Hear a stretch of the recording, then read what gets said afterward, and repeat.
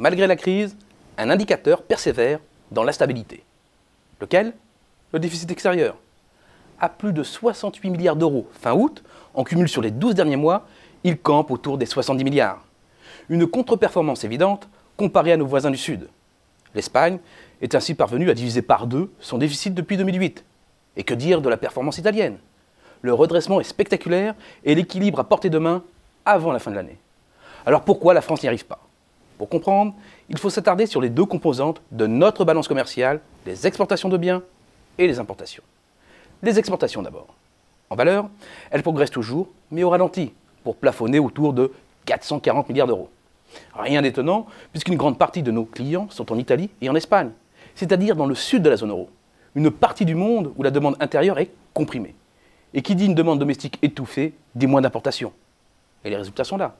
Sur les 8 premiers mois de l'année, nos exportations vers l'Espagne ont reculé de 1,9%, de 3,1% vers l'Italie, de 9,5% vers le Portugal. Et le recul grimpe jusqu'à 13% pour celles destinées à la Grèce. Mais il y a plus grave. En comprimant leur demande intérieure, ces pays libèrent de nouvelles capacités à l'exportation qui concurrencent les industriels français sur tous les marchés. Mais attention, c'est une explication trop courte pour expliquer nos déboires. Non, nous ne sommes pas simplement malades des autres. Arrêtons-nous maintenant sur nos importations. Là aussi, la comparaison avec les pays du Sud est riche d'enseignements. En France, elles plafonnent sans baisser, alors qu'elles ont enclenché la marche arrière en Italie, en Espagne et en Grèce. Cela illustre les choix stratégiques opposés des gouvernements en matière de politique économique et fiscale. Pour les uns, c'est la thérapie de choc pour retrouver une compétitivité perdue. Tout y passe. Hausse de la TVA, déflation salariale, flexibilité du marché du travail.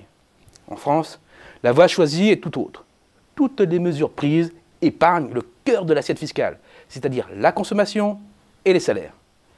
La consommation, c'est un quart des impôts et des charges. Les salaires, 54%. Le but, faire rentrer assez d'argent dans les caisses de l'État pour se donner une chance d'accrocher l'objectif des 3% de déficit public en 2013. Un objectif de court terme qui ne prépare pas l'avenir. Donc pas de hausse de TVA ni de la CSG pour contrebalancer des baisses de charges pour les entreprises et leur donner les moyens de la reconquête. Il faut être clair, le déficit du commerce extérieur de la France est intenable. Il ne s'effacera ni d'un coup de baguette magique, ni par les incantations au Made in France.